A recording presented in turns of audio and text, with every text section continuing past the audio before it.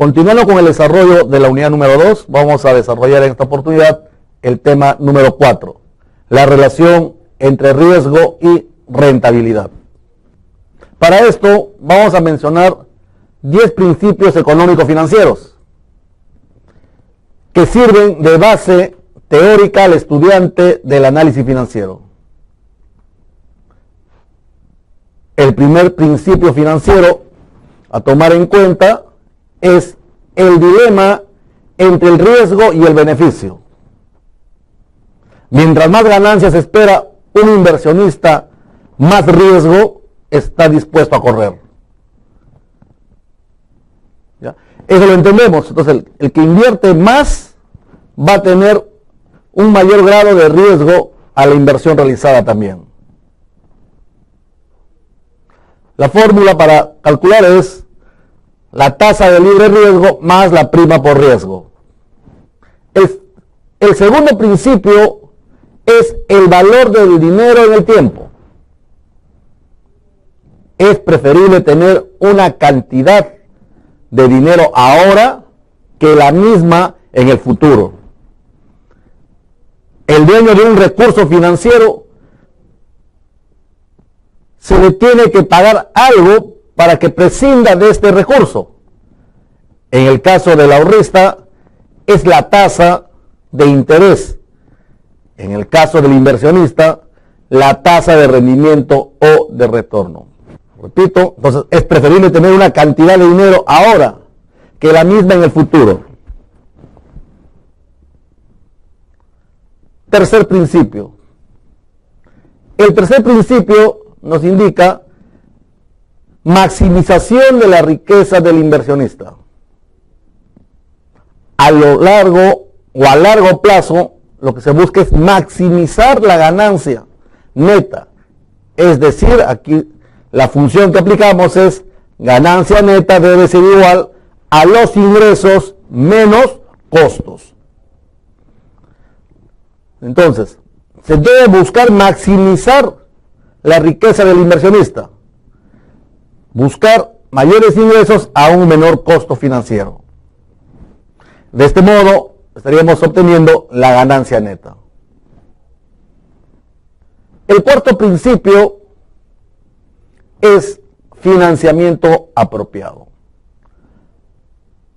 Las inversiones a largo plazo deben financiar con fondos a largo plazo. Y de manera semejante se deben financiar las inversiones a corto plazo con fondos a corto plazo. Esto es por lógica entendible.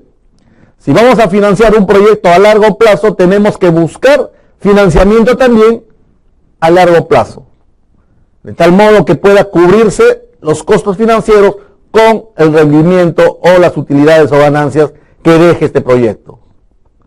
Caso inverso, si fuera proyectos a corto plazo, lo más recomendable también es buscar financiamiento a corto plazo. El quinto principio nos dice el dilema entre la liquidez y la necesidad de invertir. El ser humano prefiere tener dinero en efectivo, pero sacrifica liquidez con la esperanza de ganar interés o utilidades. Toda persona lo que busca es pues tener una utilidad, una ganancia a futuro. Por lo tanto, sacrificamos la liquidez, el disponible que podemos tener y lo vamos a invertir con la esperanza de obtener una ganancia, un interés sobre esa inversión. El sexto principio nos dice el ciclo de los negocios. El inversionista prudente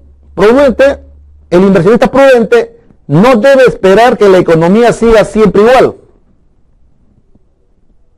El nivel de los negocios de una empresa o inversionista puede variar respondiendo a fuerzas económicas locales, regionales, nacionales o mundiales. Algunos se ven favorecidos en tiempos de bonanzas y otros prosperan en tiempos de dificultad. Entonces, hay inversionistas pues que van a de repente obtener ganancias en momentos que existe crisis. Es saber apostar en los momentos oportunos. Un inversionista no debe esperar que la economía siga siempre igual. Debemos tener una visión general de todo el contexto que nos rodea y desde esta perspectiva buscar pues invertir. Muchas veces la inversión en tiempo de crisis es favorable para algunos. Eso es saber usar correctamente el costo de la oportunidad. El séptimo principio nos habla del apalancamiento o uso de deuda. El buen empleo de fondos adquiridos por deuda sirve para aumentar las utilidades de una empresa o inversionista. Supongamos un inversionista que recibe fondos prestados al 15%, por ejemplo, y los aporta a un negocio que rinde 20%, está aumentando sus propias ganancias con el buen uso de los recursos de otros. A esto se llama apalancamiento o trabajar con dinero ajeno. Buscar recursos, adquirir préstamos, adquirir créditos a un porcentaje menor de lo que se espera ganar en una inversión o invirtiendo el préstamo que se está obteniendo. Eso es apalancamiento financiero. Trabajar con dinero ajeno a un costo favorable para la empresa. Y dentro de las funciones del gerente o director financiero está eso, buscar créditos favorables a la empresa que den un rendimiento mayor, una rentabilidad mayor a los costos financieros que se paga por dichos créditos. El octavo principio financiero nos dice diversificación eficiente. Un inversionista prudente diversifica su inversión total, repartiendo sus recursos entre varias inversiones distintas. El efecto de diversificar es distribuir el riesgo y así reducir el riesgo total. Un inversionista prudente entonces no agarra el 100% de su capital y lo invierte en un solo proyecto, sino buscamos diversificar, tener varias opciones de inversión. Y de esta manera también estamos distribuyendo el riesgo o estamos reduciendo el riesgo total. Porque puede darse el caso de que un proyecto pueda tener un resultado negativo, pero es un solo proyecto. Pero nos puede quedar 3 o 4 proyectos adicionales donde sí podemos obtener rentabilidad que nos ayudaría a cubrir la probable pérdida de un proyecto. Entonces, la diversificación de la inversión debe hacerse de una manera eficiente, siempre buscando pues diversificar también los riesgos. De esta manera vamos a obtener una rentabilidad que permita cubrir posibles deficiencias, posibles pérdidas en algún proyecto que se está trabajando. El noveno principio nos habla del desplazamiento de recursos. En una economía de libre mercado como la que vivimos actualmente, cada recurso económico idealmente será empleado en el uso que más rendimiento promete, sin ningún tipo de obstáculos.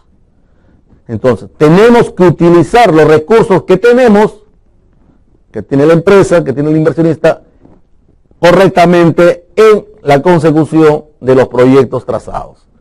Tenemos que saber utilizar el uso de la manera más eficiente para aprovechar su rendimiento de los recursos con los que se cuenta. El décimo principio nos habla sobre el costo de oportunidad. Considerar que siempre hay varias opciones de inversión. El costo de oportunidad es la tasa de rendimiento sobre la mejor alternativa de inversión disponible. Es el rendimiento más elevado que no se ganará si los fondos se invierten en un proyecto en particular.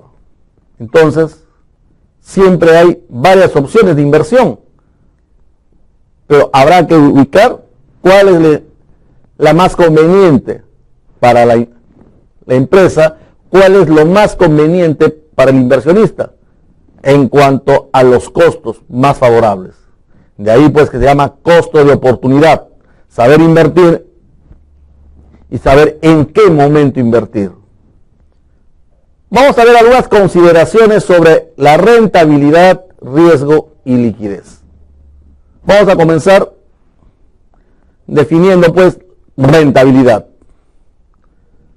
La rentabilidad es una relación porcentual que dice cuánto se obtiene a través del tiempo por cada unidad de recurso invertido. O sea, cuánto estamos obteniendo por una inversión, una cantidad determinada de inversión en un tiempo determinado.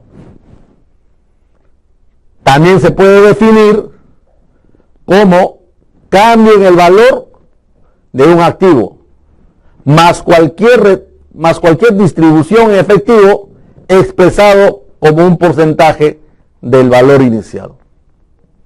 O sea, su rendimiento, cuánto estamos obteniendo de beneficio por la inversión realizada. La rentabilidad económica es el motor del negocio y corresponde al rendimiento operativo de la empresa. Se mide por la relación entre la utilidad operativa antes de intereses e impuestos y el activo o la inversión operativa. Entonces la rentabilidad económica está dada por la utilidad antes de participaciones e impuestos. La rentabilidad financiera corresponde a la rentabilidad del negocio desde el punto de vista del accionista, es decir, cuánto se obtiene sobre el capital propio después de descontar el pago de la carga financiera. O sea, cuánto hemos obtenido como accionistas, inversionistas o socios en la empresa al final del ejercicio. Eso nos va a permitir tener en claro cuál ha sido la rentabilidad financiera. La rentabilidad total corresponde a la rentabilidad medida en términos de la relación de la utilidad neta y el capital total. La utilidad neta está después de haberse pagado los tributos, los impuestos, las participaciones, los gastos financieros y todos los gastos operativos. Lo que nos está quedando finalmente es utilidad neta, que tendrá que medirse contra el capital aportado por los accionistas. De esta relación vamos a determinar cuál ha sido la rentabilidad total del negocio. Cuánto es la rentabilidad sobre el capital aportado durante un periodo determinado. Y de esta manera estaremos midiendo pues la rentabilidad total del negocio, del proyecto. Y a partir de ahí también los accionistas podrán ir determinando sus opciones de qué hacer con este proyecto, con este negocio. En la medida que el proyecto sea rentable, habrá pues nuevas inversiones, habrá crecimiento. De lo contrario, tendríamos que reflotar o replantear el proyecto inicial con miras a obtener a un futuro más adelante una rentabilidad que sea razonable en beneficio de los accionistas. Existen otras medidas de rentabilidad, tales como el rendimiento sobre el patrimonio. Este ratio nos va a permitir medir, dice, el rendimiento obtenido por el accionista sobre la inversión en el capital de la empresa. Se determina mediante la relación entre la utilidad neta después de impuestos y el patrimonio promedio. Acá vamos a medir de manera individual ya el rendimiento que cada accionista va a obtener sobre su inversión en el capital de la empresa. Luego tenemos el rendimiento sobre la inversión. mide el rendimiento obtenido por el accionista sobre la inversión total, se mide sobre la relación entre la utilidad neta después de impuestos y el capital total empleado, es decir, patrimonio más préstamos, más deudas, el pasivo en otras palabras, ¿no? Vamos a ver el riesgo. Riesgo es la posibilidad de que los resultados reales difieran de los esperados, o posibilidad de que algún evento desfavorable ocurra. Entonces, toda inversión va a traer consigo un riesgo, porque puede darse el caso de que la inversión no resulte tal como se planificó, y esto nos va a llevar pues a tener una pérdida. Entonces, el riesgo siempre va a estar al lado de la inversión. Ahora, el riesgo se puede clasificar como riesgo operativo. El riesgo operativo es el riesgo de no estar en capacidad de cubrir los costos de operación. Ya, entonces, el riesgo operativo es el riesgo de no estar en la capacidad de cubrir los costos de operación. ¿Y cuáles son los costos de operación? Son los costos que van a permitir el desarrollo de la actividad propia del negocio. ¿No? Los gastos de tipo administrativo, los gastos de venta, vemos como costo de operación. Todo aquello que va a permitir el desarrollo de la actividad propia del negocio, del proyecto. Luego tenemos también como riesgo operativo, que es el riesgo de no estar en la capacidad de cubrir los costos de operación. Y tenemos el riesgo total. Es la posibilidad de que la empresa no pueda cubrir los costos, tanto de operación como los costos financieros. Aquel riesgo de que no podamos cumplir con nuestras obligaciones, tanto financieras como obligaciones de índole operativo. O sea, el proyecto no nos está dando resultados como para cubrir todo lo comprometido, tanto a nivel financiero, o préstamo bancario probablemente, y los costos generales que genera la empresa. Hay otras formas de clasificar el riesgo. Tenemos un riesgo sistemático, no diversificable o inevitable. Este riesgo afecta a los rendimientos de todos los valores de la misma forma. Existe un riesgo no sistemático, diversificable o evitable. Podemos evitar este tipo de riesgo. Este riesgo se deriva de la variabilidad de los rendimientos, de los costos, de los valores no relacionados con movimientos en el rendimiento del mercado como un conjunto. Y tenemos también el riesgo total. El riesgo total es la suma del riesgo sistemático más el riesgo no sistemático. Vamos a ver ahora lo referente a la liquidez. La liquidez de una empresa se mide por su capacidad de satisfacer sus obligaciones a corto plazo, conforme éstas se vencen. La liquidez se refiere a la solvencia de la posición financiera global de la empresa, es decir, la facilidad con la cual puede cumplir a quien se le adeuda. En la unidad anterior veíamos nosotros los ratios de liquidez y decíamos en esa oportunidad pues, que nos permiten medir la capacidad de poder cumplir o la capacidad que tiene la empresa de poder cumplir con sus obligaciones al corto plazo. ¿No? Y medíamos la liquidez en base al activo corriente, pasivo corriente sobre el activo corriente sobre el pasivo corriente. Luego hablamos de la prueba ácida y una liquidez total, que era simplemente el rubro caja y banco sobre el pasivo corriente.